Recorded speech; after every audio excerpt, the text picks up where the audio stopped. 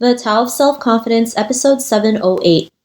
Welcome to the Tao of Self-Confidence, where I share stories of amazing women who have discovered their inner journey to self-confidence. Visit our website at thetaoofselfconfidence.com. Your inner journey to self-confidence awaits. Well, hello friend. Welcome to the Tao of Self-Confidence, where I share stories of amazing women who have discovered their inner journey to self-confidence. I'm your host today, Sheena Yap Chan, and today I have an amazing lady on the show today. She's an award-winning digital marketer, and I'm really excited to have her on and share her story with us today on self-confidence. So without further ado, I'm going to introduce you to Laurie Wang. Laurie, how are you today? Maybe you can fill in a little bit more about yourself to the listeners.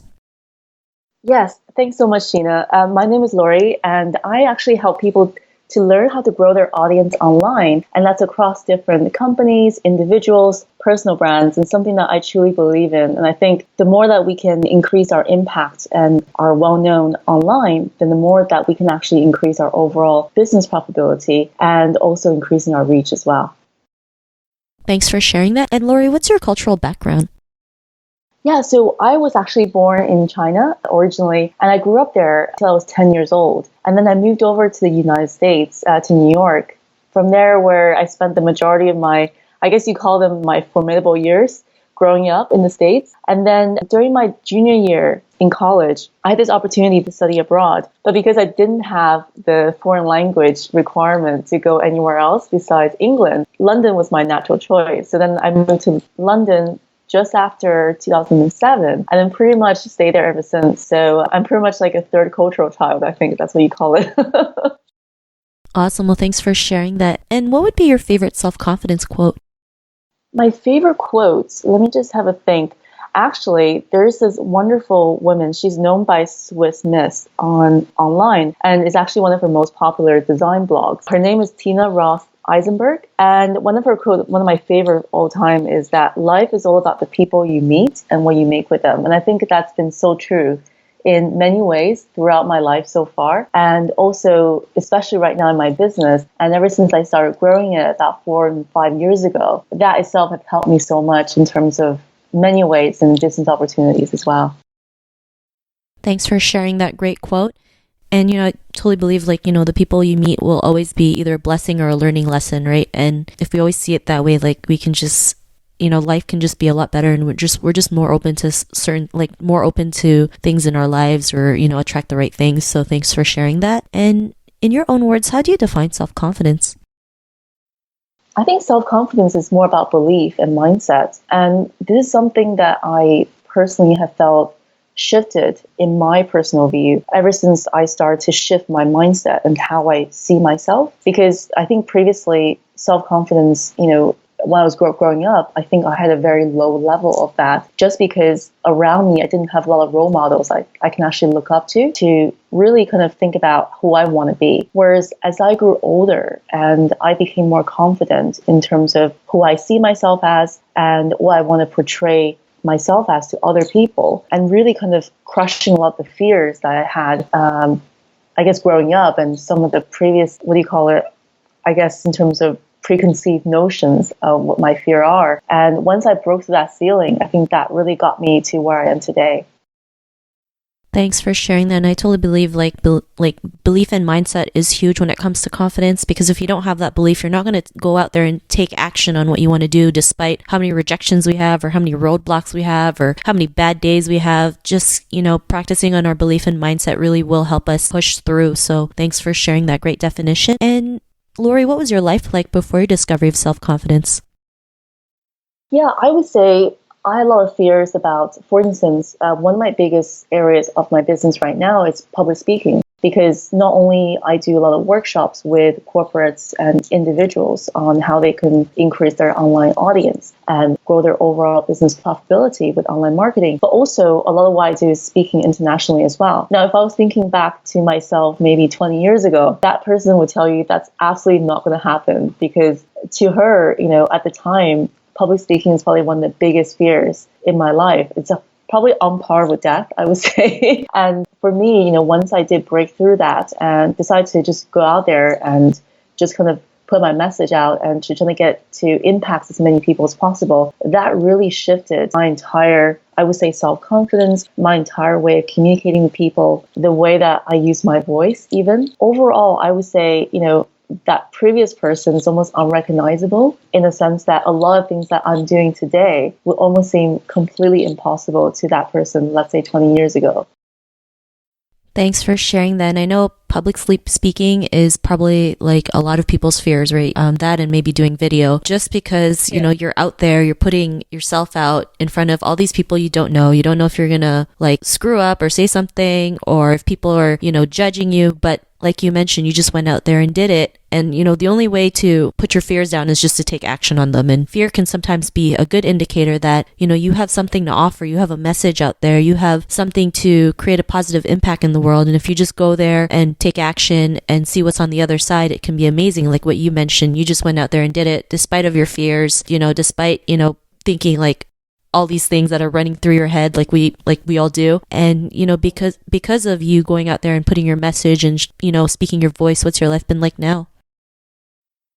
Yeah, I would say ever since I started doing that and also thinking about, how I want to break through, because previously I was in corporate, that wasn't exactly the path that I wanted to be on in the long term. I realized that about 5 years into my career. So another thing that I had to break through my fear of is to eventually quit my full-time job and then actually building my business from scratch. So that layered on with obviously doing some of the other things like public speaking, like pitching for clients and all these different things, and over time have completely shifted the way that I would say I live my life now. Nowadays, my life is looking, I would say, probably the closest to my ideal balance of what I think my passion lies, and also where my ideal lifestyle lies as well. So on a daily basis, it's never the same day, which I love because there's always different kind of projects I'm working on. And maybe there are different kind of products and services I'm working on creating for my clients and customers. And because of that, that also makes, kind of every day really interesting. Whereas previously, the reason why I want to leave corporate is because it's always the same kind of day every single day.